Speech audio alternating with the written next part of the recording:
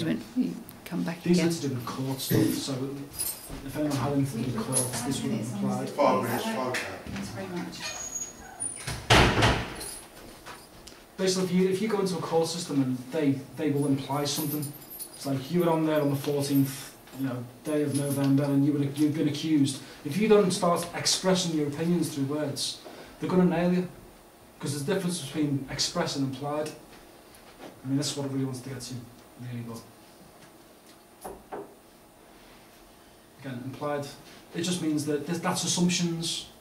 It's not really focused on anything that's important. As long as you can say to them, I expressly declare that I was here and I was there, all the rest is negative, because they're just implying these things. It's all assumptions. Again, it's kind of, it goes into the same things as agreements, condition, confessions, consent, consideration, contract, powers and trust. Again, more to do with courts. Viva voce, which we mentioned before. With the living voice by word of mouth as applied to the examination of witnesses. This phrase is equivalently to oral.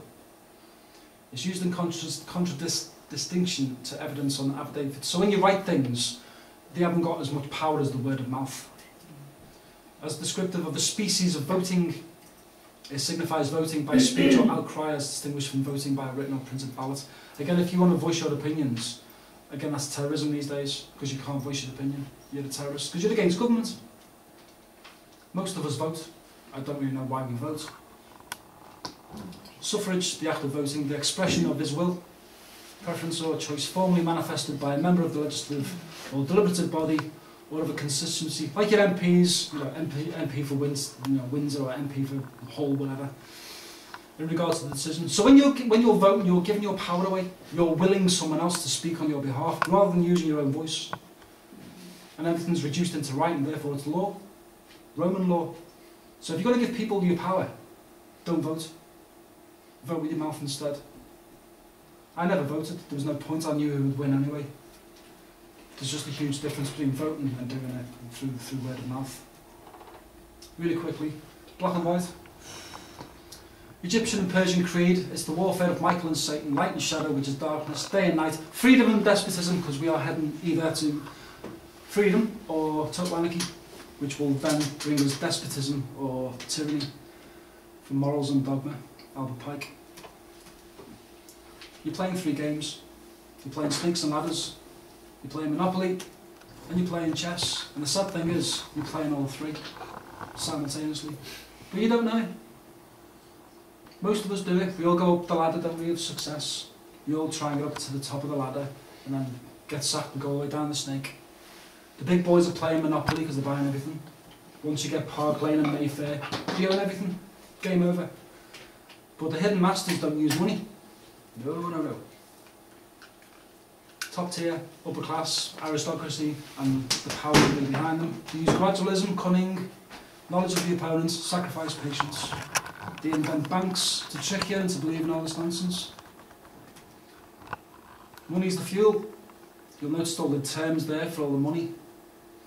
Pumping liquidity into the system, regulation, pressure on the markets, no captain at the helm of the ship, depositing on or in the bank, freezing liquidity, no captain of the ship, all this nonsense.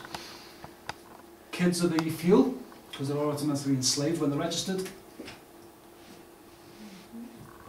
Money is water, because it's your sweat equity, it's your slave labour, everything you do, they're affixing a price to it. They give you monopoly money to believe in. The middle classes are basically taking over the world and buying everything and selling it all off. And even selling debt. I mean, the irony isn't it? Selling debt. Crazy. And us lowly ones at the bottom, we play the snakes and ladders game. Going up the corporations' ladders. Believing we're ever going to get anywhere in life when really we're not. Because it's just a silly game to play. We all love our money. That's our God. And we're supposed to believe in it. Money has to continue regardless. How can you unplug yourself from the matrix? Well, go back to common land. The law of the land, cause no harm, cause loss, no loss, personal liability. Everything you do has a moral value. Adherence to justice, freedom and independence. So we've got to go back to that somehow. Now, whether we get rid of money, that's really up to us. There's a couple of ways. This will be the last slide, ended on this. To gain membership to society, a little game for you. You played this before, I think. You'll stay out this game. How do you gain membership to society? How do you gain membership? Money. Birth certificate. Birth certificate registration, or what we call civilised or Romanised, as opposed to pagan. What happens when you're registered? You become property. You get a Christian name, Yeah. therefore you become bonded to the system. That's why they do treasury bonds, because they're selling your name. They're selling everything you'll do as future investments. What does your Christian name give you? Slave name. Which is your energy, your own energy and power source, your own house of power. You're in complete control of all this. From your Christian name. You join a secret society. People always whinge, oh, the secret societies are all in charge. No, you're part of a secret society. You just don't know you're a slave. Or you won't accept that you're a slave. You won't accept it. It's too much for your head to handle. How could you ever be duped? How could I ever be fooled and clever? I've got all these documents that says I'm clever. Oh, I'm sorry, but you're in a secret society.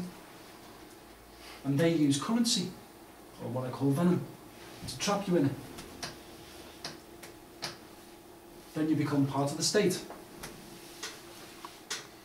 And the state will be an autocracy, tyranny, despotism, plutocracy, oligarchy, monarchy, democracy, kleptocracy. Whichever state you believe you're a member of, you become civilised members, or Romanised. We at the moment live in a narco-kleptocracy, which is basically the government stealing everything from you.